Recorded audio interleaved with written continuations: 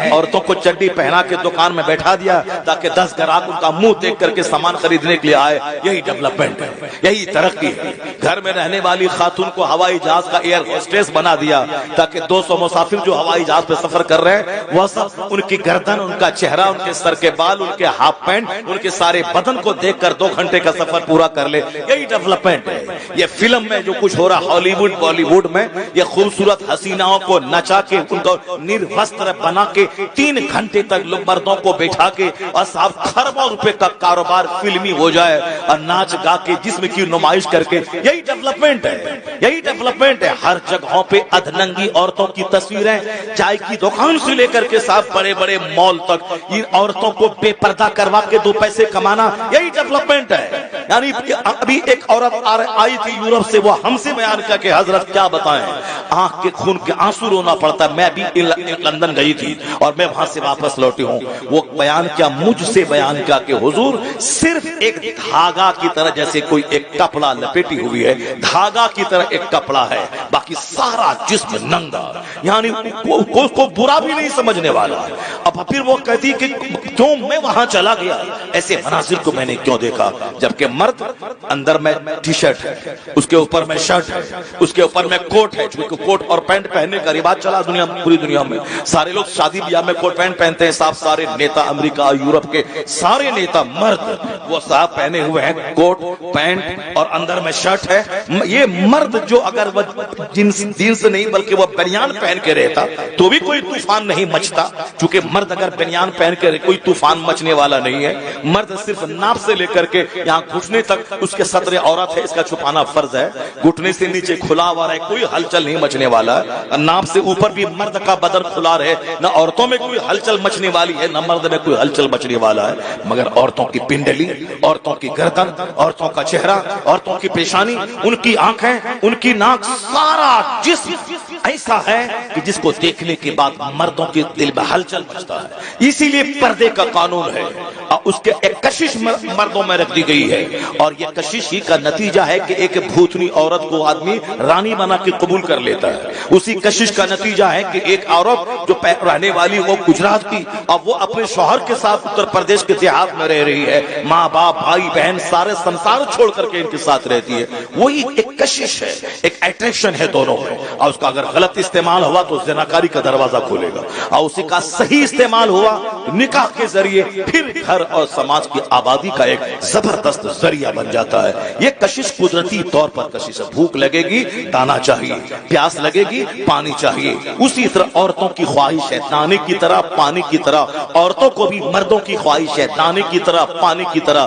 ایسا نہیں کہ بھوک لگے اور سامنے دانا رہے اور ہم نہیں, دانے کی چاہت ہم کو نہیں ہے. وہ تو مردہ سے بدتر ہے کہ بھوک لگی ہے سامنے دانا ہے اور کھا نہیں رہا ہے, وہ تو مریض ہے, بیمار ہے. اسی طرح مرد ہے سامنے عورت نروستر کھڑی ہے اور اس کے بدن میں کوئی ہلچل نہیں مچے, نہیں کوئی فرق نہیں پڑتا, وہ تو نامرد ہے, ہجڑے سے بدتر ہے. کیونکہ انسان جہاں ہے, مرد جہاں ہے, مردانگی جہاں ہے, وہاں تو کشش ہے, وہاں تو عورتوں کی خواہش ہے. اسی خواہش کو صحیح لگام دینا ہے, صحیح راستہ دینا ہے.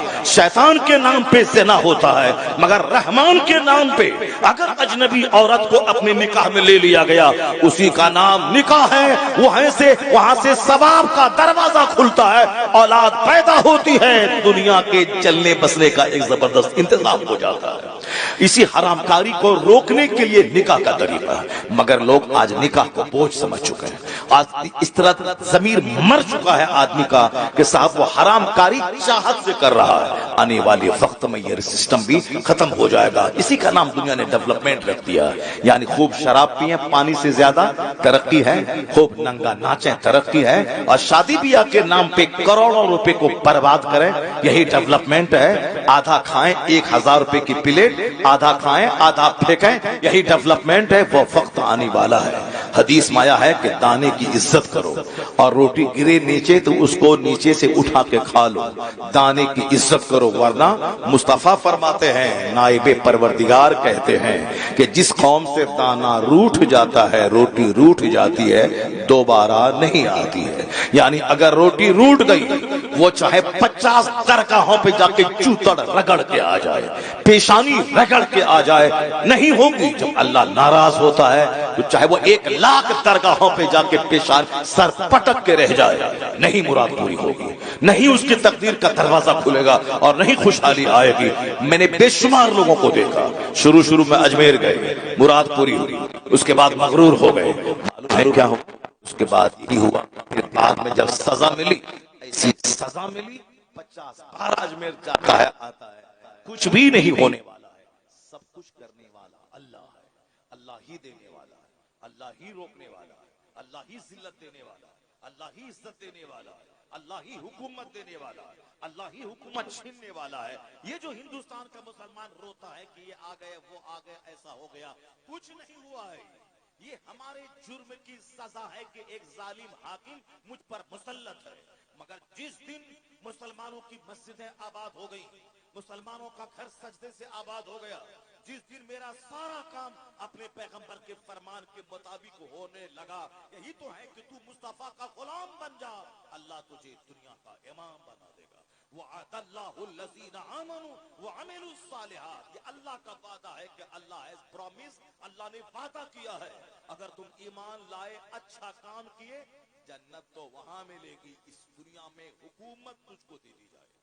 وعد اللہ الذین آمنوا وعملوا الصالحات لیستخلفنہم فی الارض، اللہ تمہیں اس زمین میں بادشاہت عطا کرے گا۔ اور اللہ نے اپنا وعدہ سچا کر کے دکھلایا، عرب کا بکری چرانے والا، عرب کے اونٹ چرانے والے، عرب کے خانہ بدوش، وہ غریب جو عرب میں کوئی فصل پیدا نہیں ہوتی تھی، مگر مصطفیٰ جان رحمت پہ جب سے ان لوگوں نے ایمان لایا، جب سے قرآن پاک کی تلاوت اور قرآن پاک کے نظام کو دنیا میں نافذ کرنے کا جنون دماغ پہ چڑھا کے اپنا عرب چھوڑ کے اپنے وطن سے بے وطن ہو گئے، تعلیم قرآن عام کرنے کے لیے روم چلے گئے، ایران چلے آئے، ہندوستان چلے آئے۔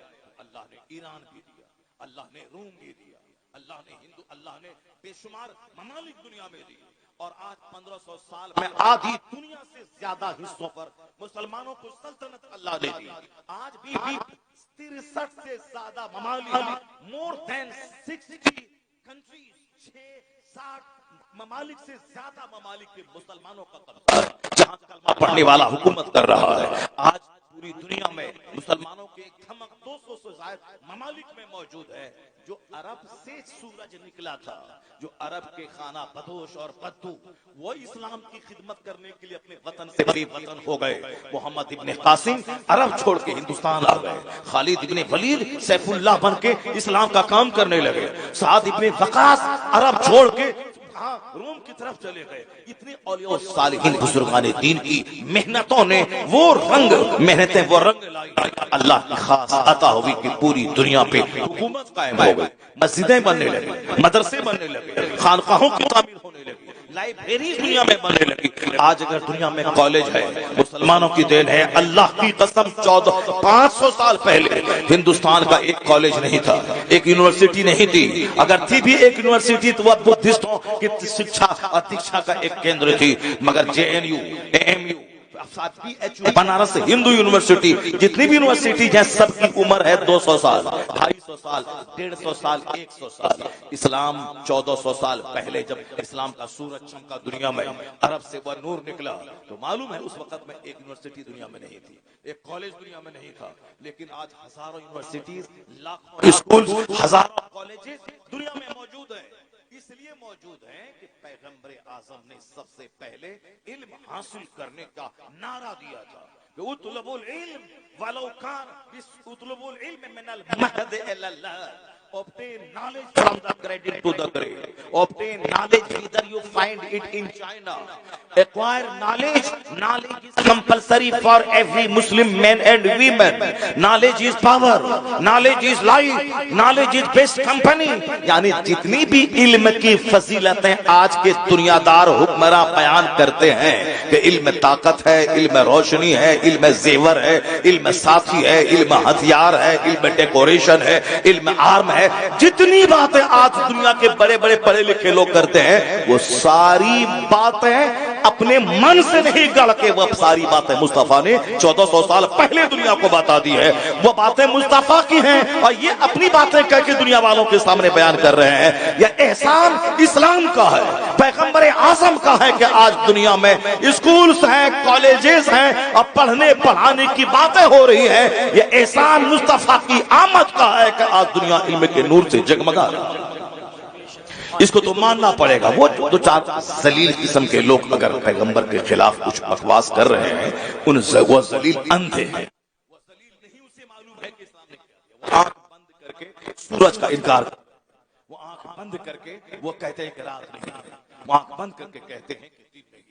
تو اگر کوئی کسی پاگل کمینے چوٹے کے کہہ دینے سے اگر کہ آج سورج نہیں ہے تو ایسا نہیں ہو جائے گا کہ سورج نہیں ہے. اگر کوئی خسیس اور کوئی رذیل بول دے کہ جلسے کا فائدہ نہیں ہے, اس کمینے کے بولنے سے اس کا نہیں مانا جائے گا کہ جلسے کا فائدہ نہیں ہے. وہ رذیل, وہ خبیث, وہ مردود کیا جانے. یہ ایک درسگاہ ہے جلسہ, جہاں سے ہزاروں لوگوں کو دینی مزاج ملتا ہے. تم اگر نہیں نمازی بنے, لاکھوں لوگ وہ ہیں جو خطابت سن سن کے نمازی بنے ہیں. اگر تم دیندار نہیں بنے تو جاؤ تم جہنم کی آگ میں جلو.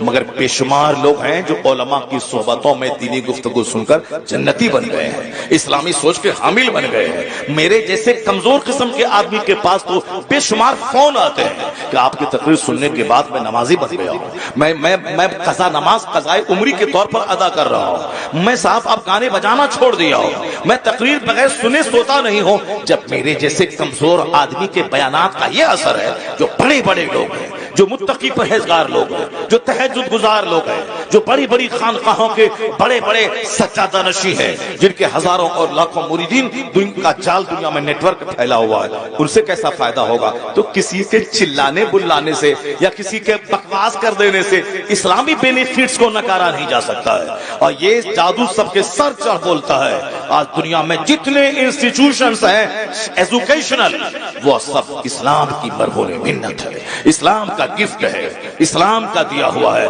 چونکہ جو کچھ تم آج بول رہا ہے یہ وہی نعرہ ہے جو مصطفیٰ نے 1500 سال پہلے دنیا والوں کو عطا فرمایا.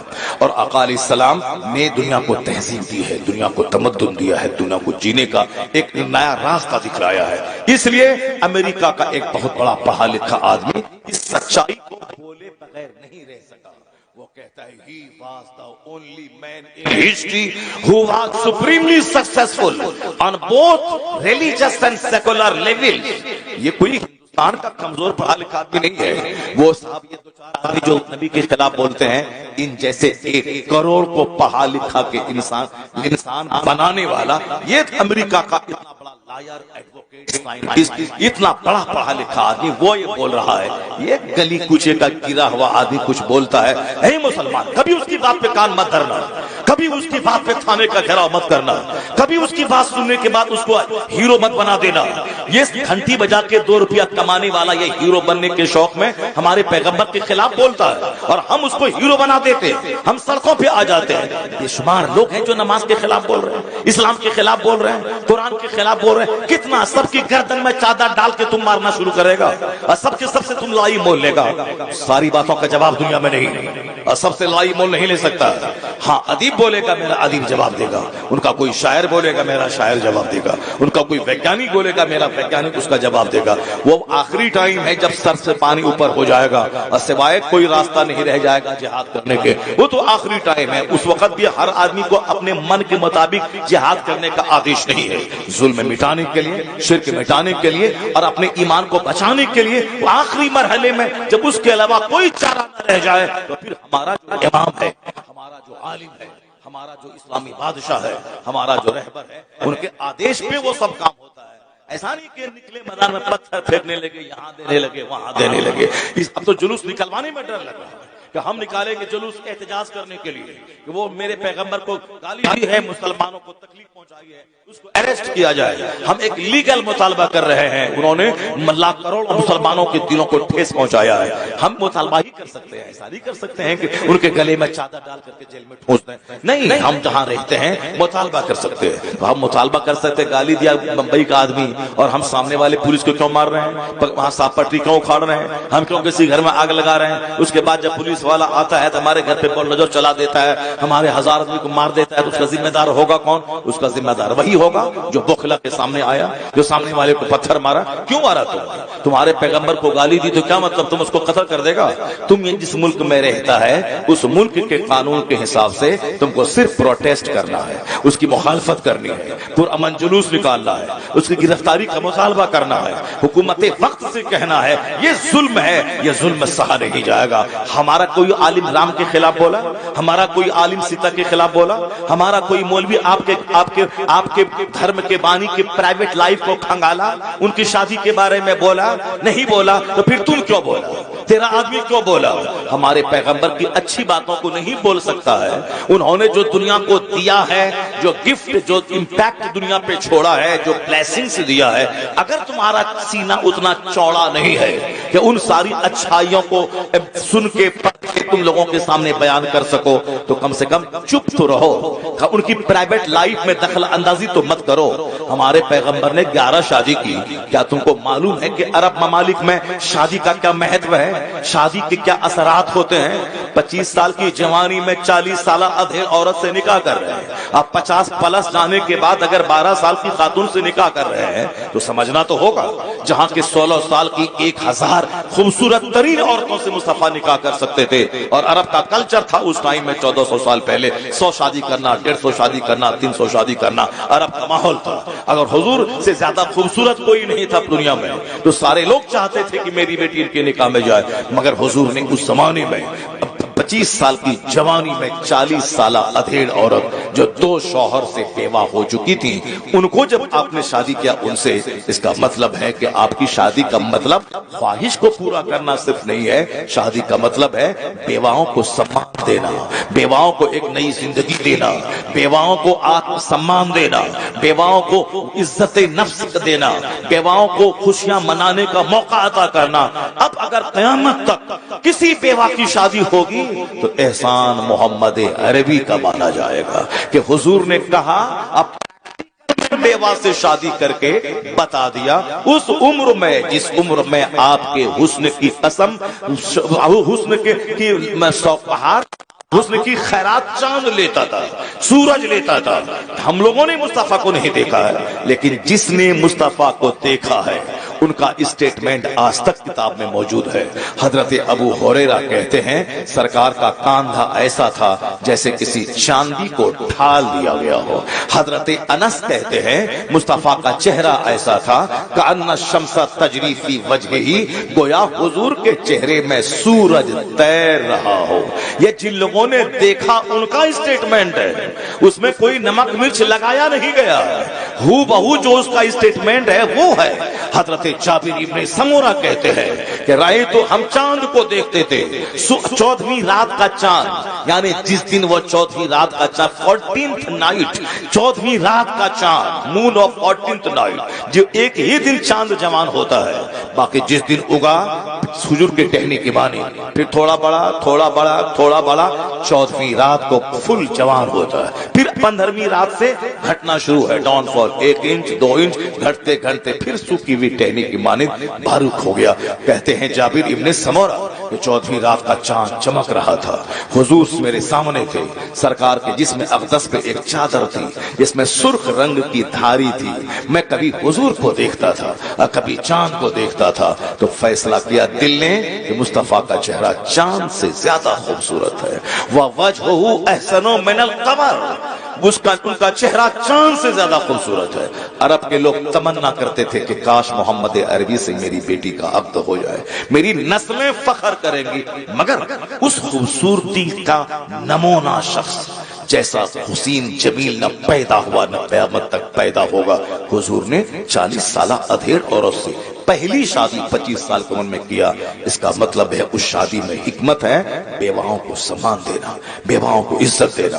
اب اگر وہی نبی 50 سال پلس جانے کے بعد اگر 12 سال کی خاتون سے نکاح کر رہے ہیں تو پھر ایسے نہیں دیکھو تمہارے نبی ایسا کر دیا ایسا کر دیا، نہیں، وہاں جب پہلی شادی کو ملا کے سمجھو گے تب حکمت سمجھ میں آئے گی۔ جب شادی کی تمنا تھی اس وقت تو 40 سالہ ادھے، اور جب 50 پلس جانے کے بعد ایسے بھی خواہش آدمی کی نیچرلی گھٹ جاتی ہے، عورتوں کی چاہت 50 سال کے بعد کم ہو جاتی ہے۔ اس زمانے میں 9 سال 12 سال کی خاتون سے سیدہ عائشہ رضی اللہ تعالیٰ عنہ سے عقد کرنا، اس کا مطلب ہے جب وہاں حکمت ہے یہاں بھی حکمت ہوتی ہے، یہاں حکمت ہوتی ہے۔ اور کوئی میٹر نہیں ملتا ہے 1400 سال کے اندر میں کافروں مشرکوں اسلام کے دشمنوں کو لے دے کر کے اسی شادی کے پیچھے پڑا رہتا ہے۔ سرکار کی جتنی بیویاں ہیں ان تمام بیویوں میں ساری بیویاں بیوہ تھی، اکثر بیویاں بیوہ تھی یا کچھ طلاق شدہ تھی۔ ایک بیوی آپ کی صرف کنواری تھی جو سیدہ عائشہ تھی، وہ حضور نے اپنی چاہت سے نہیں کیا تھا، اللہ تعالیٰ جناب جبرائیل امین کے ذریعہ حضور کے خواب میں سیدہ عائشہ کا چہرہ دکھلا کے یہ کہا تھا اللہ کی پسند ہے کہ اس سے آپ نکاح کر لیں۔ تو سیدہ عائشہ کی شادی حضور نے چاہت سے نہیں کی تھی۔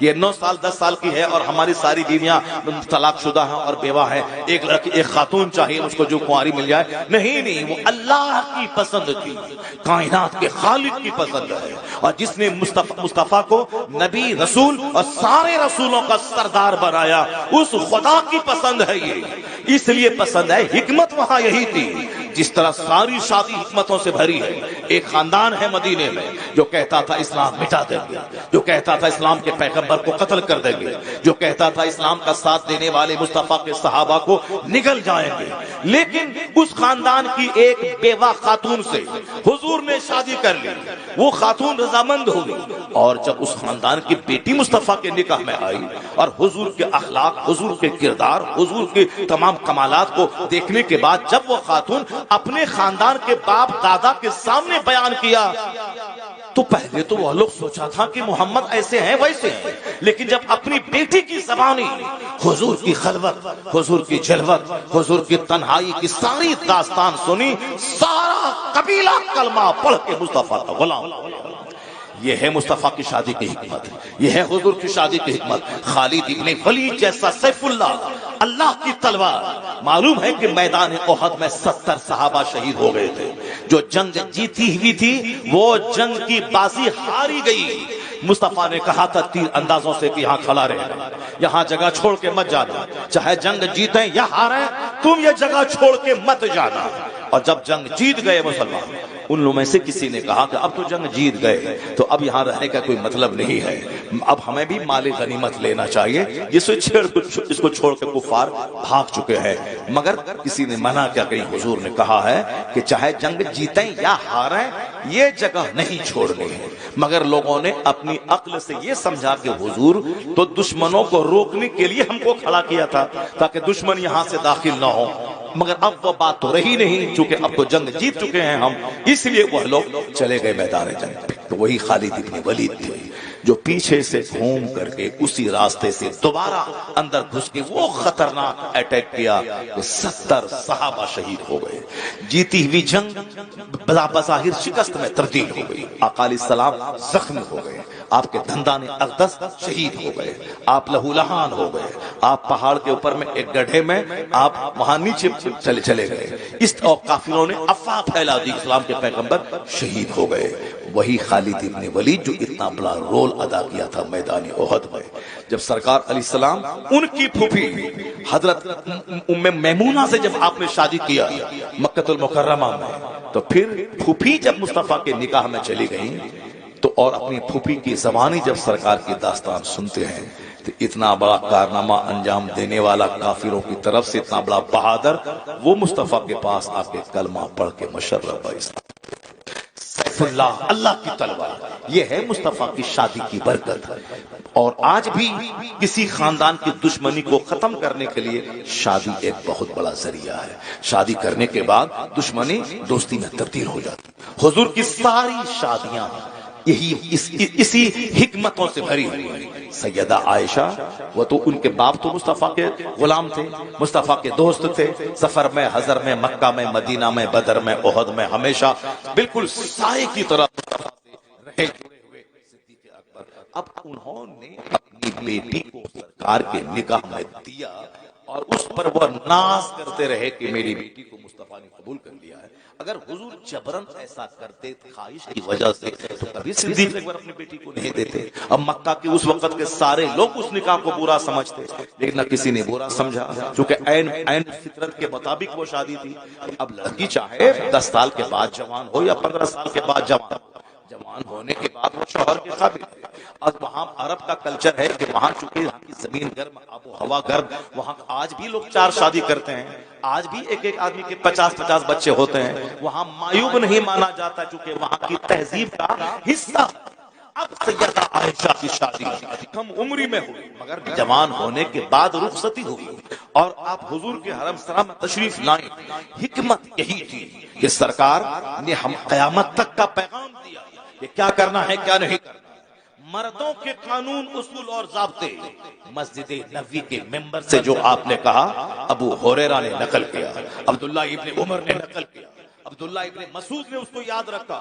لیکن سرکار جب اپنی بیوی کے حجرے میں رہتے تھے, جب وہاں 10-12 گھنٹے آپ کے گزرتے تھے, وہاں حضور نے کیا بولا, وہاں حضور نے کیا کہا, چونکہ سرکار کے سارے ارشادات ایک مارکنگ اسٹون ہے ہمارے لیے لائٹ کا کام کرتے ہیں. عورتوں کے بارے میں مخصوص قوانین اصول اور ضابطے ہیں وہ جو سرکار مسجد نبی کی ممبر سے نہیں بول سکتے. وہ خواتین کے بیچ میں آپ کہہ سکتے ہیں آپ کی ساری بیویاں یا تو 40 سال پلس ہے, 40 پلس ہے. 40 پلس جانے کے بعد قوت یادداشت آدمی کی کیسی ہوتی سب کو معلوم ہے. ایک بیوی تو چاہیے جو گیٹ بائی ہارٹ کرنے والی ہو, جو زبردست قوت یادداشت ہو, جو میموری پاور اس کی ہائی ہو. حضور جو بولیں اس کو یاد کر لے. صدیق اکبر جیسے مہان کی بیٹی سیدہ عائشہ تھی.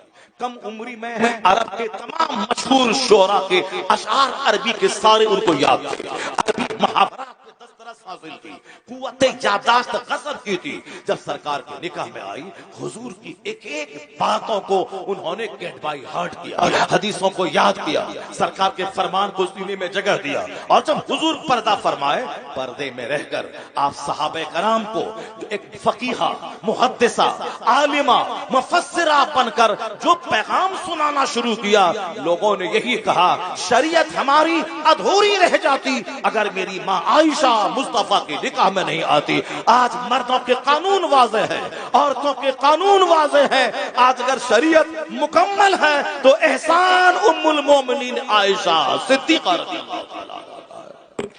تکبیر, نعرہ رسالت, حکمت ہے, یہ حکمت ہے. آقا علیہ السلام کی شادی کی ساری باتیں مصطفیٰ کی حکمتوں سے بھری ہوئی ہیں. یہ بات مگر یہ خبیث, یہ رذیل, یہ مردود, یہ مصطفیٰ کے بارے میں کیسی کیسی باتیں کرتا ہے. اب ان کی باتوں کا جواب یہی ہے. امریکہ کا ڈاکٹر مائیکل ہارٹ کیسی ان باتوں کو پھیلائی, اس کی باتوں کو اپنے گھر کی دیوار میں لکھ دی, اس باتوں کو اپنے اسکول میں لکھ دی. اگر یہ رامگیری جیسا خبیث نبی کے بارے میں غلط بولتا ہے, نپور شرما جیسی خبیثہ بولی, تو اب لڑنے کی ضرورت نہیں ہے, سڑک پہ آنے کی ضرورت نہیں ہے. یہ بتانا ہے کہ تیری اوقات تو کچھ نہیں ہے, مگر جو دنیا کا سب سے بڑا ودوان ہے, جو دنیا کا سب سے بڑا پڑھا لکھا آدمی ہے, اس نے میرے پیغمبر کے بارے میں کیا کہا. تیری حیثیت تو کچھ نہیں ہے, مگر ڈاکٹر مائیکل ہارٹ کہتا ہے he was the only man in history who was supremely successful on both levels, religious and secular. مصطفیٰ کے بارے میں ڈاکٹر مائیکل ہارٹ کہتے ہیں, امریکہ کا سب سے بڑا پڑھا لکھا, وہ کہتے ہیں اس روئے زمین کا, انسانی تواریخ کا, ہیومن ہسٹری کا, مانو اتہاس کا ایک لوتا انسان محمد عربی ہے جو مذہب اور سیاست دونوں سطح پر سب سے زیادہ کامیاب ترین شخص سبحان اللہ, سبحان اللہ. He was the only man in history who was supremely successful on both levels, religious and secular. اے بمبئی میں پروٹیسٹ کرنے والے, رام گیری جیسے کم پڑھے لکھے آدمی, ذلیل آدمی کو ہائی لائٹ کرنے اور پوری دنیا میں شہرت دلانے کا کام کرنے والے, ان کے پیچھے اس طرح کے ہزاروں لاکھوں لوگ ہیں, اس طرح کے ہزاروں لوگ ہیں جو بند کمرے میں مصطفیٰ کے خلاف بولتے ہوتے ہیں تو ہم سب کے دروازے پہ جا کے کان لگا کے سن کر کے غصے میں آ کے صاحب آپ اس کے خلاف اس کو ہیرو نہیں بنا دے. نہیں, بہت ساری باتیں انسنی کی جاتی ہیں. وَإِذَا خَاطَبَهُمُ الْجَاهِلُونَ قَالُوا سَلَامًا. اللہ کہتا ہے یہ مسلمان جب جاہلوں کی بات سنتے تھے تو دور سے ہی کہتے تھے سلام تم پر, ان کی ہر بات کا جواب نہیں دیتے تھے. تو ساری باتوں کا جواب نہیں, آج ان کی باتوں کا جواب یہی ہے. ہندوستان کے راشٹر پتا تم نہیں ہو, گاندھی جی ہیں. گاندھی جی نے کیا کہا؟ اب تک میں یہ سمجھتا تھا کہ اسلام تلوار کے بل پہ پھیلا ہے, لیکن جب سے میں نے قرآن کا ہندی انواد پڑھا اور جب سے میں نے اسلام کے پیغمبر کی پوتر جیونی پڑھی تو اب مجھ کو یقین ہو گیا کہ اسلام تلوار کے بل پہ نہیں پھیلا ہے. اسلام اپنی سچائی, اپنی صفائی, اپنی ٹروتھ, اپنی کلیئرٹی, اپنی ریئلٹی, اپنی سمپلسٹی کی وجہ سے ساری دنیا میں طوفان بن کے چھا گیا ہے. اسلام اپنی سچائی کی, اپنی صفائی کی اور پیغمبر اعظم کی سادگی, ان کے اخلاق کی بلندی کی وجہ سے ساری دنیا میں اسلام بادل بن کے چھا گیا ہے. یہ باتیں بتانے کی ضرورت ہے. اسی ہندوستان کا ایک ہندو ڈاکٹر رام کرشن راؤ ہے, وہ غیر مسلم پروفیسر ہے. وہ یہ گھنٹی بجانے والا مندر کا گھنٹی بجانے والا نہیں, یہ ڈاسنا کے مندر میں جو اتی نرسنگ آنند ہے, جو اپنے جوکروں کے بیچ میں ہیرو بننے کے لیے ہمارے پیغمبر کے خلاف اناپ شناپ بکتا ہے, آج تو اس آدمی کا جینا حرام ہو جانا چاہیے, اس کو جیل میں ڈال دینا چاہیے. ایسی خطرناک باتیں انہوں نے کہہ دی ہیں جو بات 1400 سال میں شاید کسی نے نہیں کہی ہے, مگر اس خبیث مردود نے وہ خطرناک بات کہہ دی. مگر ہماری گورنمنٹ 40 کروڑ مسلمانوں کے جذبات کو نہیں سمجھ پا رہی ہے, اسے جیل دے دینا چاہیے, ورنہ ہم تو گردن میں تلوار نہیں چلا سکتے, ہم تو چادر نہیں ڈال سکتے. بس ہمارا دل زخمی ہے, مگر ہم اتنا کہہ سکتے ہیں کہ یہ گھنٹہ بجانے والا اور دوسروں کے دان دکشنا پہ اپنی زندگی گزارنے والا, یہ کیا جانے مصطفیٰ کون ہے؟ رام کرشن راؤ ہندو ہے, میسور یونیورسٹی کا پروفیسر ہے. اس نے میرے پیغمبر کی شان میں ایک کتاب لکھ دی, محمد دا پروفیٹ آف اسلام. اس کتاب کا ایک چیپٹر میں ہزاروں بار مسلمانوں کے سامنے بیان کیا ہوں, صرف اسی شوق میں بیان کیا ہوں کہ دو چار لچا لفنگا اگر مصطفیٰ کے بارے میں خلاف بولتا ہے اس کے پر کان دھرنے کی ضرورت نہیں ہے. یہ زبردست ہندو اسکالر پروفیسر, اس نے میرے پیغمبر کے بارے میں کیا کہا ہے, اس کو پڑھ لیں, گھر کی دیوار میں لکھ لیں, اسکول میں لکھ لیں, اپنے غیر مسلم لوگوں کو بتانے کی ضرورت ہے کہ وہ بھی تو ہندو ہے, اتنا بڑا دانشور پڑھا لکھا. وہ کیا کہتا ہے؟ وہ کہتا ہے the personality of Muhammad, it is most difficult to get into the whole truth of it, only a glimpse of it I can catch. What a dramatic succession of this picturesque scenes. This is Muhammad the prophet, Muhammad the warrior, Muhammad the statesman, Muhammad the orator, Muhammad the saint, Muhammad the just, Muhammad the refuge of orphans, protector of slaves, emancipator of women. All these magnificent roles in these departments of human activities, he is alike a hero. Ram Krishna Rao کہتا ہے جب میں مصطفیٰ کے کمالات کو پڑھتا ہوں, ایک چیپٹر ختم نہیں ہونے پاتا, ان کے کمالات کا دوسرا چیپٹر سامنے آ جاتا ہے. میں اسی طرح پڑھتا جاتا ہوں, ان کی کوالٹیز کا چیپٹر آتا جاتا ہے. وہ کہتے ہیں یہ مصطفیٰ ہے, یہ معلم ہے مصطفیٰ, مجاہد ہے مصطفیٰ, زاہد ہے مصطفیٰ, عورتوں کی آبرو کے محافظ ہے مصطفیٰ, غلامی کی زنجیر سے آزادی دلانے والے ہیں مصطفیٰ. وہ کہتے ہیں انسانی جیون کے ہر چھیتر میں جو ہمارا نیتریتو مصطفیٰ نے کیا ہے اس کو دیکھ کر کہا جا سکتا ہے اس دھرتی کا لاجواب عبقری انسان ہے محمد مصطفیٰ. سبحان اللہ. نعرہ تکبیر, نعرہ تکبیر, نعرہ رسالت, اس طرح سے مسلک اعلی حضرت حضرت مفتی بے شمار بات ہے اس طرح سے جو آپ کے سامنے ہم گاہے بیان کرتے رہتے ہیں, اور آج 20-25 سال سے ہم اس طرح کی باتیں بیان کر رہے ہیں, لوگوں کو بتا رہے ہیں. یورپ کا ایک دانشور بولا ہے, greatness of purpose, smallness of means and astounding result. If there are 3 criteria of human genius, who could dare to compare in modern with Muhammad in modern history? انہوں نے کیا کہا؟ وہ یورپ کا ایک بڑا پڑھا لکھا آدمی وہ کہتا ہے کہ ایک آدمی کو بڑا ہونے کے لیے جن جن کوالٹیز کی ضرورت ہے, جو کریٹیریا ہے کسی آدمی کی کو جانچنے کا, یہ مہانتا کو جانچنے کا جو کریٹیریا ہے, وہ سارے کریٹیریا کو لے آؤ اور جانچو اور دیکھو کون ہے جو محمد عربی سے بڑا ہو سکے. وہ کہتے ہیں all standard by which human greatness may be measured, is anyone greater than he?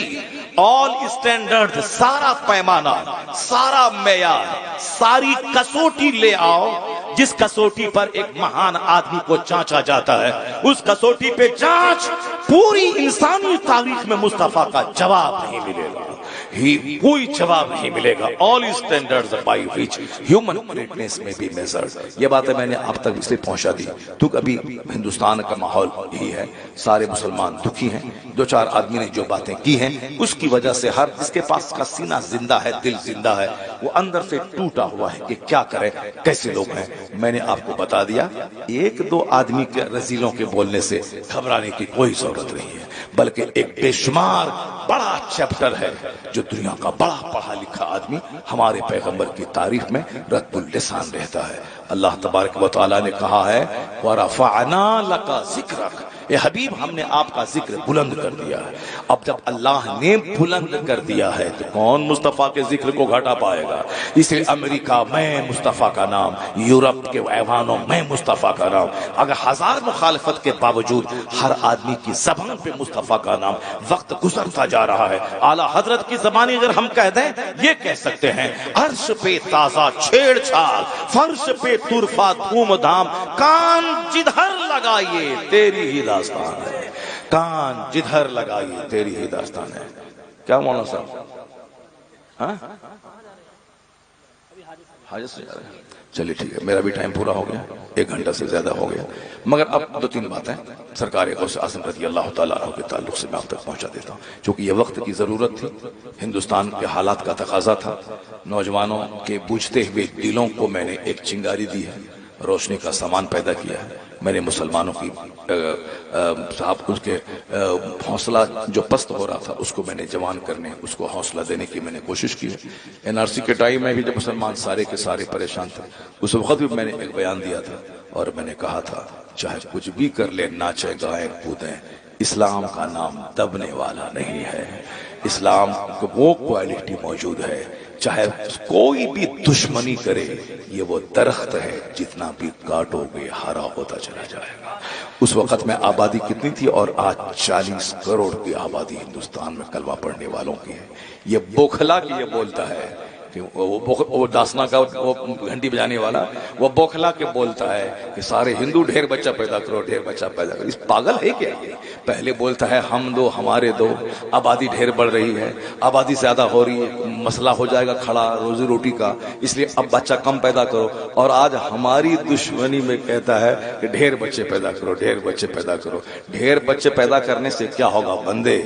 सारी दुनिया का खुदा है जो अपने महबूब का नाम इतना ऊंचा किया है कि कोई दुनिया का हादसा मुस्तफा के नाम को घटा नहीं पाएगा। एक नाम ये मोहम्मद है जो बढ़कर घटा नहीं, वरना हर एक उरूज में पिन्हा जवाल है, हर उरूज में पिन्हा जवाल है, मगर एक नाम ये मोहम्मद है जिसको कोई सवाल ही नहीं है। अभी अगर दुनिया 10,000 साल और बाकी रहेगी तो 10,000 साल में मुस्तफा का कलमा पढ़ने वाला अभी 200 करोड़ है। अगर दुनिया 10,000 साल 2,000 साल और आगे बढ़ी, यह 200 करोड़ की तादाद 1,000 करोड़ में बदल जाएगी। और मुझे यकीन कामिल हासिल है, चूंकि अल्लाह ने महबूब का जिक्र इतना बुलंद किया है कि बाद अज खुदा बुजुर्ग तो किस्सा मुख्तसर, अल्लाह के बाद अगर कोई सबसे बड़ा है मुस्तफ़ा की ज़ात गिरामी। सरकार गौसे आजम की कहानी बहुत सुने होंगे आप। गौसे आजम 12 साल की डूबी कश्ती निकाल दिया, गौसे आजम ने मरी हुई मुर्गी को जिंदा कर दिया। यही करामत ही हम लोग सुनते रहते हैं। गौसे आजम की जिंदगी से नूर मिलता है, गौसे आजम की जिंदगी से हौसला मिलता है। गौसे आजम की जिंदगी से हौसला कैसे मिलता है? हुजूर की जिंदगी की एक चैप्टर जो मैं बयान करना चाह रहा था, बातें इधर चली गई, तो अब एक चैप्टर में बयान करता हूं। आज हमारे घर में कोई बच्चा मर जाता है, जरा गौर कीजिए, समाज का हाल देखिए, कहां हम हैं। सिर्फ नाम जबान से है, बाकी प्रैक्टिकल में सब फेल है। कोई क्रिकेटर को लेके बैठा है, कोई फिल्म के एक्टर को लेके बैठा है, कोई नेता को लेके बैठा है, कोई किसी को लेके बैठा है, यानी अपना रहनुमा के तौर पर कि किसके लिबास का जो रंग है उस रंग को हम पहने। लड़का लड़की के रंग को लेके चल रहा है, लड़की बाल कटा के लड़का बनना चाह रही है, लड़का बाल लंबा बढ़ा के रबड़ लगा के लड़की बनना चाह रहा है। सारा काम उल्टा पुल्टा दुनिया में हो रहा है। तो जो उल्टा पुल्टा करता हो ये हमारे लिए मॉडल बन पाएगा क्या?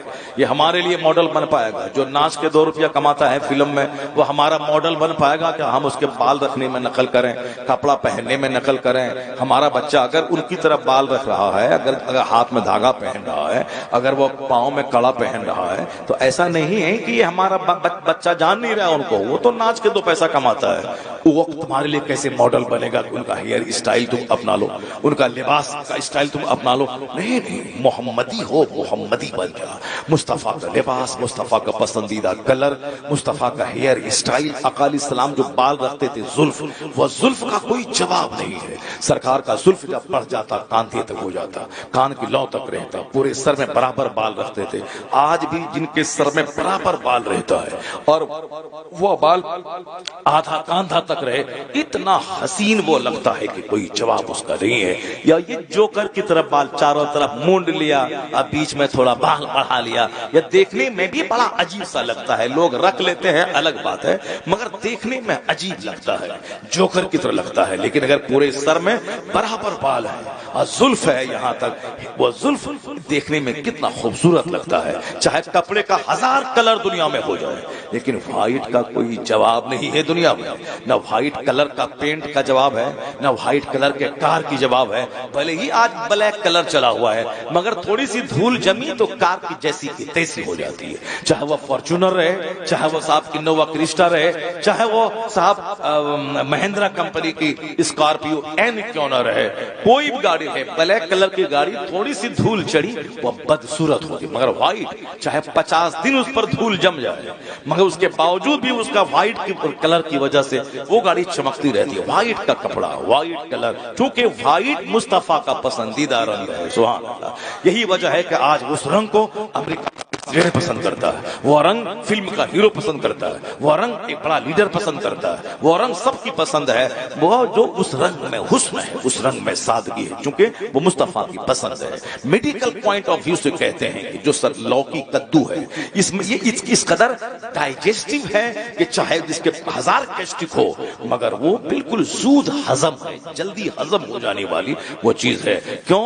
وہ گوشت میں ڈالیں تو گوشت لاجواب، کدو کو جس مچھلی میں ڈالیں، گوشت میں ڈالیں، ساگ میں ڈالیں، آلو میں ڈالیں، دال میں ڈالیں، جس میں ڈالیں جواب نہیں اس کا، سب کچھ لاجواب ہے۔ کیوں؟ اس لیے کہ وہ لاجواب مصطفیٰ کی پسند ہے، وہ لاجواب مصطفیٰ کی پسند ہے وہ۔ اب میرے پاس وقت رہتا تو میں بتاتا دنیا کا سب سے پہلا کھرب پتی اس نے مصطفیٰ کی حدیث کے تعلق سے کیا کہا، چونکہ اس میں جاؤں گا تو 1 گھنٹہ اس کے لیے چاہیے الگ سے، تو پھر دوسرے موقع سے میں بتاؤں گا۔ آج اتنا جان لیں، آج اگر ہمارے گھر میں ایک میت 70 سال کے بڈھے کی ہو جاتی ہے تو آپ کے اتر پردیش میں کیا حال ہے یہ ہم کو معلوم نہیں ہے، پر ہمارے بہار میں جو ڈیمیج حال ہے مسلمانوں کا وہ یہ ہے، اگر ایک میت گھر میں ہو جاتی ہے تو لوگ کیا کہتے ہیں، ارے کوئی کچھ کر دیا ہے، کوئی کچھ کر دیا ہے، اب گھر کی بندش کرواؤ، گھر کی بندش کرواؤ۔ اب کیا ہوتا ہے، عامل تلاش کرو۔ عامل بولتا ہے تمہارے گھر میں کوئی کر دیا ہے، اس بار باپ مرا ہے، اگلے بار ماں مرے گی، اس کے بعد بیٹا مرے گا، پورے گھر کو صاف کرنے والا خطرناک جادو چلا دیا ہے، اسی لیے دھیرے دھیرے پورا تمہارا گھر سماپت ہو جائے گا۔ ارے بابا اب اس مسئلے کا حل کر دو، 50,000 روپے لگیں گے۔ اب عورت بیچاری بولتی ہے کہ گھر بیچ کے مگر دیجیے ورنہ سب مر جائے گا، تو کیا کریں گے آپ؟ عورتوں کی بھیڑ مزار پہ، عورتوں کی بھیڑ مندر میں، عورتوں کی بھیڑ عامل کے پاس، عورتوں کی بھیڑ صاحب مزار پہ۔ اس عورتیں کمزور ہوتی ہیں، اسے مردوں کی بھیڑ نہیں ہوتی ہے عامل کے پاس۔ بتا دیجیے ہم کو، جو بھی دعا تعبیذ کرنے والا ہے، مرد رہتا ہے 10، عورت رہتی ہے 90۔ مندروں میں مرد رہتا ہے 10، 90% عورت رہتی ہے، چونکہ عورتوں کو مال چاہیے، بیٹا چاہیے، بیٹی چاہیے، شوہر کی لمبی عمر چاہیے، دکان چاہیے، مکان چاہیے، سب چاہیے، اس لیے دوڑ کے وہ پنڈت جی کے پاس، دوڑ کے اب ہندو عورتیں اکثر مسلمانوں کے پاس آتی ہیں۔ ہمارا ایک مسجد کا ایک امام صاحب ہے، وہ بیچارہ اس کی آمدنی ہی ہندو عورتوں سے دعا تعویذ کرنا ہے۔ وہ 1-2 مسلمان عورتیں آتی ہوں گی، باقی 95% سب ہندو عورتیں آتی ہیں۔ وہ ہندو عورتیں بولتے، اب جب وہ جھاڑ کے پاس جا سکتی ہے، یہاں تو مولانا کے پاس آ رہی ہے دعا تعویذ لینے کے لیے، ان کی بھیڑ ہے درخت کے پاس دھاگا تاگا یہ وہ، اس کے ہاں ہر طرح کا وہ سارا پوجا اس کے ہاں کیا ہے دنیا کے لیے. یہ لکشمی پوجا، دولت کی پوجا، ودیا کی پوجا، کروا چوتھ یہ شوہر کی پوجا، اولاد کی پوجا. یعنی اس کو صرف شوہر چاہیے، بیٹا چاہیے، بیٹی چاہیے، مال چاہیے، دولت چاہیے، اس کو لمبی عمر چاہیے. اسی لیے سارا پوجا الگ الگ نام کا ہے. مسلمانوں کا کچھ نہیں. نماز، روزہ، حج، زکات سب کا ایک مطلب ہے، مجھ کو جنت چاہیے، سبحان اللہ، مجھ کو آخرت چاہیے. یہی وجہ ہے کہ ہمارا آدمی نماز پڑھتا ہے تو پڑھتا رہتا ہے، روز حج فرض ہے تو فرض ادا کر رہا ہے. وہاں کیا ہے کہ مال ملا تو ٹھیک ہے، نہیں ملا تو مورتی کو اٹھا کے باہر پھینک دیا اس کو. ہم تم کو بولتے ہیں 10 دن سے کہ میرا بیٹا کو بخار ہے، ٹھیک کر دو، نہیں ٹھیک کیا، لیا اٹھا کے پھینک دیا.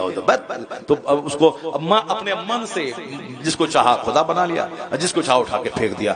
ہمارے ہاں چونکہ ساری عبادتوں سے مقصد ہے جنت اور آخرت، اسی لیے مسجد آباد، مدرسہ آباد، خانقاہ آباد، جلسہ آباد، کعبہ آباد 24 گھنٹے طواف چلتا رہتا ہے. چونکہ مقصد دنیا دولت نہیں، مقصد جنت پانا ہے اور وہ قیامت قائم ہونے کے بعد ہے، اسی لیے آباد. اور وہاں چونکہ عورتوں کی بھیڑ ہے، عورتوں کا دل کمزور ہوتا ہے، اسی کا دیکھا دیکھی ہمام بابا کے پاس عورتوں کی بھیڑ ہے. نہیں ہمارا پورا گھر اجڑ جائے گا. اب اتنا سر کے بال نوچتی ہے کہ جانا ہوگا بابا کے پاس. اب 50,000 اس کو دو، وہ گھر کیا کی بندش کیا کرے گا. وہ بولتا ہے کہ ہاں چلو ٹھیک ہو گیا، آپ کوئی نہیں مرے گا. یہ بتائیے کوئی بات بھی نہیں مرے گا. دنیا میں ہر پیدا ہونے والے کو مر جانا ہے، اور یہ بولتا ہے کہ اب کوئی نہیں مرے گا. کس قدر جھوٹ کا پیسہ کماتا ہے. سنیے غور سے، یہ ساری باتیں شیطانی وسوسہ ہے. ہر چیز کی باتیں تقدیر میں درج ہے. آیا ہے حدیث میں کہ دنیا پیدا ہونے سے 50,000 سال پہلے مخلوق کی تقدیر کو اللہ نے لکھ دیا ہے. کون کہاں مرے گا، کون کتنی روزی پائے گا. ہم لوگوں کو صرف تدبیر کرنی ہے جو اللہ نے کہا ہے. زمین میں پھیل جاؤ، محنت مشقت کرو، پڑھو لکھو. تو ہم کو پڑھنا لکھنا ہے، محنت کرنا ہے، کھیت میں دانا ڈال دینا ہے. باقی ایک دانے کے بعد کتنا دانا نکلے گا یہ اللہ کا کام ہے. ہمارا کام ہے دانا ڈال دینا. پھر وہ دانا سڑ جاتا ہے، پھر وہاں سے ایک پودا نکلتا ہے، اس میں 70 بالیاں نکلتی ہیں، ایک ایک میں 10-10 دانے ہوتے ہیں. ہم دانا ایک ڈالے، اللہ 700 دے دیا. یہ اللہ کہتا ہے کہ تم گھر سے نکلو، دانا ڈالو، باقی 700 ہم تم کو دیں گے. اگر گھر میں بیٹھا رہے گا تو نہیں، دانا دیں گے ہم، مگر تم کو گھر سے نکلنا ہوگا، دکان میں بیٹھنا ہوگا، محنت کرنی ہوگی. تو ہم محنت کرنے والے، تدبیر کرنے والے. باقی کتنا ملے گا یہ اللہ کو معلوم ہے، اور وہ سب اللہ نے لکھ دیا ہے. کون کہاں مرے گا، کتنی عمر میں مرے گا، ماں کے پیٹ میں مرے گا کہ پیدا ہوتے وقت مرے گا کہ ماں کی گود میں مرے گا کہ جوان ہو کے اسکول جاتے ہوئے مرے گا کہ بارات میں جاتے ہوئے مرے گا. ابھی کل کی بات ہے، ایک بارات جا رہی تھی اور بالکل تیز رفتار جھارکھنڈ میں اسکارپیو. اب وہ جنگل سے جلدی سے پہنچ جائیں، بارات لوگ پہلے دیر سے نکلتے ہیں اور جلدی پہنچنا چاہتے ہیں، اسی میں اسپیڈ دیا، انکنٹرول ہو کے گاڑی ٹکرا گئی درخت سے، 4 لوگ اسپاٹ ڈیتھ کر گئے، 4 لوگ مر گئے. اب اسی ٹائم کہیں لڑکا مر جاتا ہے، کہیں لڑکی مر جاتی ہے، کہیں بارات واپس ہونے میں مر جاتی ہے. تو کبھی اسی میں کہتا ہوں، کبھی بچہ ماں کے پیٹ میں مر جاتا ہے، کبھی پیدا ہوتے ہوئے مر جاتا ہے، کبھی گود میں دودھ پیتے مر جاتا ہے، کبھی اسکول جاتے ہوئے مر جاتا ہے، کبھی شادی کے دن مر جاتا ہے، کبھی شادی کے بعد آ کے مر جاتا ہے. اب کوئی 90 سال کا ہے، موت کے انتظار میں ہے، موت ہی نہیں آ رہی ہے. موت کا جب وقت آئے گا تب نہ موت آئے گی. تو موت کے بارے میں یہ کہنا کہ کوئی کر دیا ہوگا، کوئی جادو کر دیا ہوگا، یہ اللہ پر سے یقین کمزور ہو رہا ہے. اب حضور کی زندگی میں دیکھیں سرکار، اور ایسا نہیں کہ کوئی اللہ کا ولی ہے تو ہم دوسروں کو پھونک دیے تو بچہ پیدا ہو گیا، بیٹا ہو گیا، تو ہمارے گھر میں سب بیٹی ہے تو اب ہم کیا کریں، ہمارے گھر میں ایسا ہے. تو اب تو آدمی بولے گا نہیں صاحب اس کا تو ایسا ہے، اس کا ایسا کیسے ہوگا. یہ سارا ماڈل نبیوں میں ہے. ایک نبی ہے جس کے پاس صرف بیٹا ہے، دوسرے نبی ہے لوط علیہ السلام جس کے پاس صرف بیٹی ہے. نبی سے بڑا کوئی پسندیدہ مخلوق نہیں اللہ کے نزدیک. نبی جو ہوتا ہے وہ سب سے زیادہ محترم اللہ کے نزدیک نبی ہوتے ہیں، اور نبی مجتبی دعوات ہوتے ہیں، جو دعا کرے سب دعا قبول ہوتی ہے. مگر چونکہ نبی لوگوں کے لیے ماڈل ہوتے ہیں، تو ایک نبی ہے جس کے پاس صرف بیٹا، ابراہیم علیہ السلام، ان کے پاس صرف بیٹا. اسماعیل علیہ السلام، اسحاق علیہ السلام صرف بیٹا ہے. لوط علیہ السلام صرف بیٹی ہے، آپ کے پاس بیٹا نہیں ہے. جناب عیسیٰ علیہ السلام کے پاس کوئی اولاد نہیں ہے، آپ نے شادی ہی نہیں کی. اور ہمارے پیغمبر کے پاس 4 بیٹیاں اور 3 بیٹے آپ کو ہوئے. 4 بیٹیاں، بیٹا بیٹی دونوں میرے مصطفیٰ کو ہیں. اور اس پہلے پیغمبر کسی کے پاس صرف بیٹی، کسی کے پاس صرف بیٹا، اور کسی پیغمبر کے پاس کوئی اولاد نہیں. اسی کو قرآن میں کہا گیا وہ اللہ ہے جسے چاہتا ہے مرد عورت دونوں دیتا ہے، جسے چاہتا ہے صرف لڑکا دیتا ہے، جسے چاہتا ہے صرف لڑکی دیتا ہے، جسے چاہتا ہے کچھ نہیں دیتا ہے، بانجھ کر دیتا ہے. تو سب کچھ کرنے والا اللہ ہے. یہ یقین گھٹا، کمزور ہوا. اب بڈھا بھی مرتا ہے تو گھر کی بندش کا خیال آتا ہے, کسی کے جادو ٹونا کرنے کا خیال آتا ہے. اللہ پر یقین کمزور ہوا, خربوں کمال چہرہ کالا رہے گا. اب دیکھ مصطفیٰ سے بڑا کون ہے؟ مصطفیٰ کا اپنا بیٹا حضور کی گود میں انتقال کر گیا. سرکار دو جہاں کی آنکھ آنسو بہا رہی ہے, مگر حضور نے کیا کہا؟ اے ابراہیم, آپ کے بیٹے کا ابراہیم تھا, جبکہ حضور بہت پیار کرتے تھے اس سے, گھنٹوں گود میں لے کے رکھتے تھے, اسے پیار کرتے, پیشانی چومتے, اور جو عورت دودھ پلاتی تھی ان کے گھر میں جاتے تھے, ان کا گھر میں لوہے کا کاروبار ہوتا تھا. سرکار نفیس طبیعت کے مالک تھے, مگر اسی دھوئیں میں بہت دیر تک بیٹھ کر اپنے بیٹے سے پیار کرتے تھے, اور پھر وہاں سے اب آ جاتے تھے. اتنی محبت تھی. مگر انتقال ہو گئے. انتقال کے بعد حضور نے نہیں کہا کہ پھونک مارا تاکہ زندہ ہو جائے دوبارہ, نہیں نہیں, بلکہ مصطفیٰ کیا کہتے؟ اے ابراہیم, میں تیری جدائی سے مغموم ہوں, میں مغموم ہوں, میں غم ہے, اور آنکھ آنسو بہا رہی ہے. وَتَبْكِي عَيْنِي, میری آنکھ آنسو بہا رہی ہے, میں تیری جدائی سے مغموم ہوں, مگر میں ایسا کچھ نہیں کہوں گا جس سے میرا خدا ناراض ہو جائے. میرا دل اللہ کے فیصلے پر مطمئن ہے. آنکھ آنسو بہا رہی ہے, آنکھ آنسو بہائے, کوئی گناہ نہیں, اور میرا دل مغموم ہے, مگر زبان سے ایسا کچھ نہیں کہوں گا جس سے میرا خدا ناراض ہو جائے. اللہ کا جو فیصلہ ہے میں اس پہ راضی ہوں. جب مصطفیٰ جان رحمت, جو مردوں کو زندہ کرنے والے, ان کا اپنا بیٹا جب انتقال کر گیا, اور تو پھر ہمارا بیٹا اگر مر جائے, ہمارے باپ اگر مر جائے, تو پھر 10 دروازے پہ جا کے دعا تعویذ کروانا, رونا پیٹنا, سر کے بال نوچنا, غریبان پھاڑنا, پھر 10 دن کے بعد اطمینان ہو کر کے لگا جیسے کوئی ماں ہی نہیں مری, کوئی بیٹا ہی نہیں مرا. یہ صبر نہیں ہے. کافروں کو بھی صبر ہو جاتا ہے 10 دن کے بعد. انما صبر عند الصدمۃ الاولی, صبر ہے جب مصیبت کا پہلا جھٹکا آتا ہے. The true patience only when the calamities first strike, یعنی جب مصیبتیں, کلیمٹی, سفرنگز, ڈیفیکلٹیز جب حملہ کرتی ہے تو ٹرو پیشنس, سچا صبر ہے کہ اس کے پہلے جھٹکے کے وقت میں صبر کیا جائے. ورنہ رونے پیٹنے کے بعد تو سب کو صبر ہو جاتا ہے بعد میں. پہلے اللہ کو گالی بک دیا, ایسا نہیں کرنا چاہیے, اب پھر بعد میں کان پکڑ کے توبہ کر کے صبر ہو جاتا ہے. تو یہ نہیں ہے کہ مصیبت دے کے کفر بھگ جائے. مصطفیٰ سے جتنی محبت پختہ ہوگی تو حضور کی زندگی سے نور حاصل ہوگا.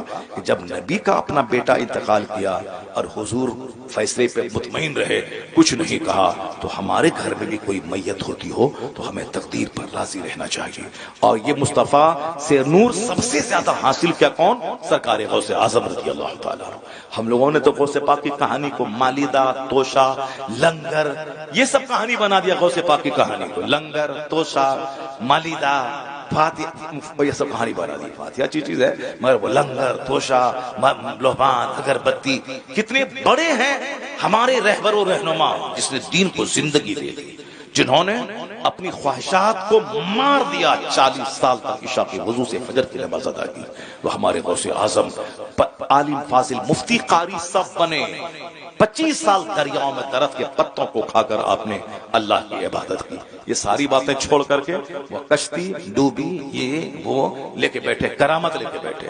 ان کا کیریکٹر, ان کی استقامت, ان کا نور نکلی. اب ذرا اسی تعلق سے سنیے, غوث اعظم تقریر کر رہے ہیں. 70,000 کا مجمع ہوتا تھا. 400 مولانا تقریر نوٹ کرنے کے لیے محفل میں ہوتے تھے. 400 مولانا دوات قلم لے کے تقریر کو نوٹ کرنے والے رہتے تھے. 70,000 کا مجمع ہوتا تھا. کئی ڈیڈ باڈی مجلس سے نکلتی تھی. غوث اعظم تقریر کر رہے ہیں, ایک شخص آ کے بولا, حضور آپ کے بیٹے کا انتقال ہو گیا ہے. آپ نے کہا انا للہ و انا الیہ راجعون. تقریر چالو ہے. یہ بتائیے ہمارے جیسا آدمی کر پائے گا ایسا؟ کوئی کر پائے گا؟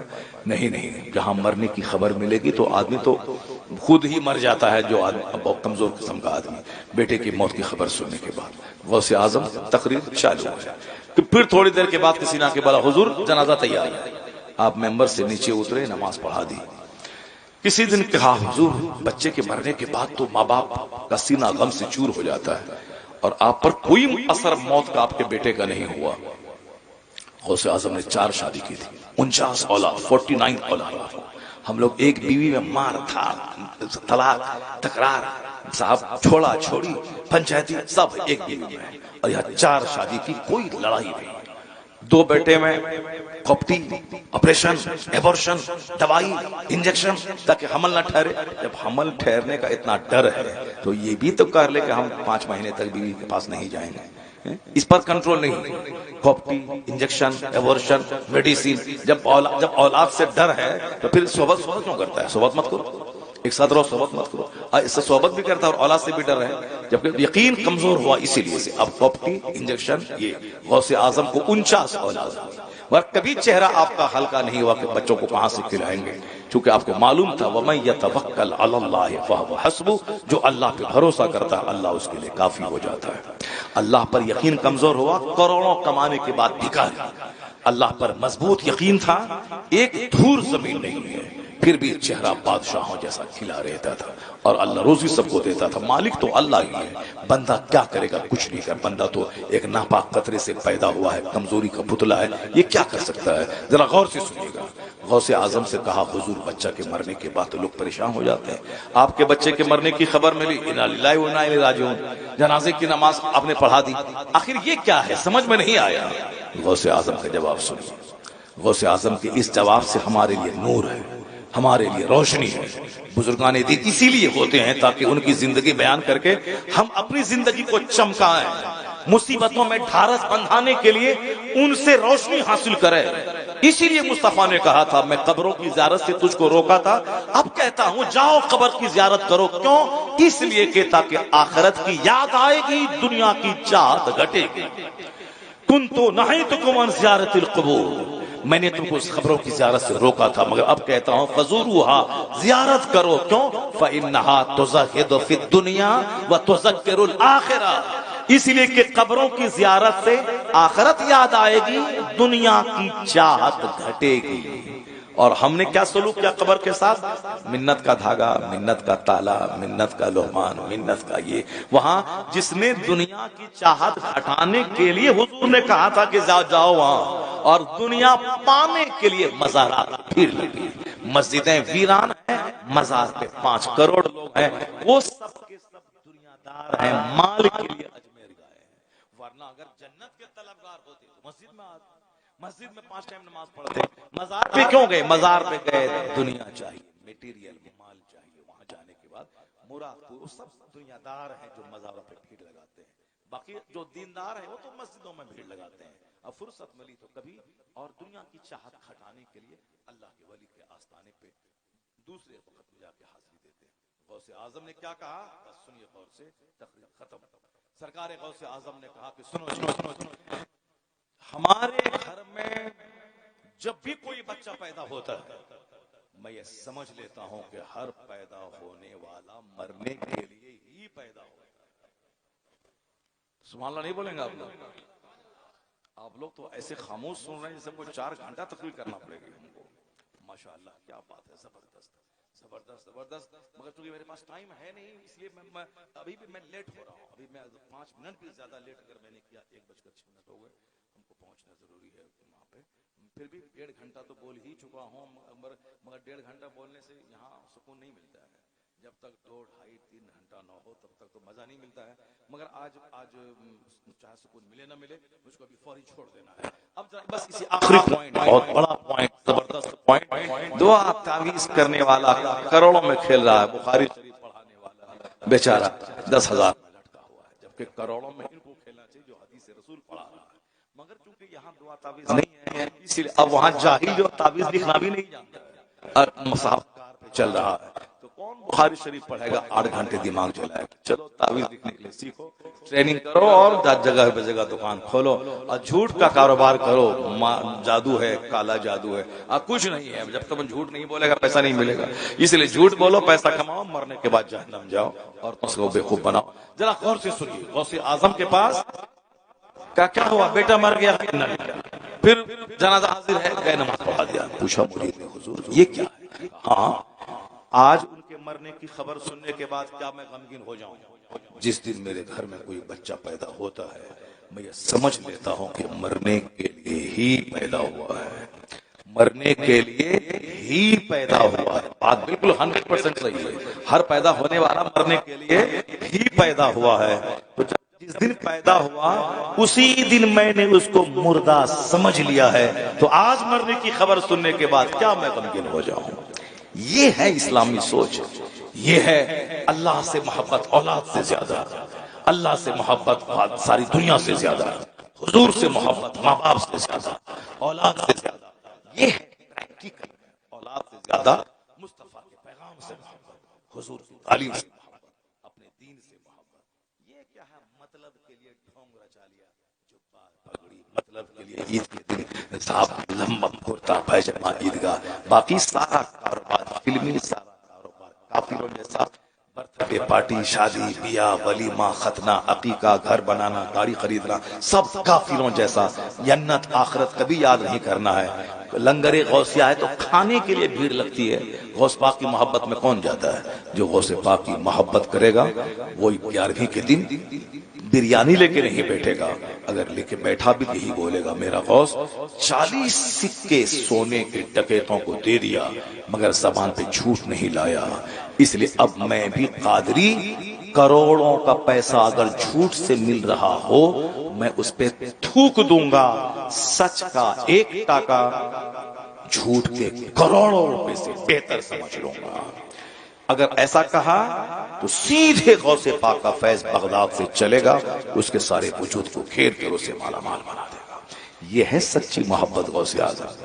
مالش مالیدہ, توشہ قادریہ, گھی, صاحب آٹا, شدھ گھی, اخروٹ, کاجو, کشمش, بیدانہ, جب سارا سامان میٹیریل رہے گا تو ٹیسٹی تو ہوگا حلوہ.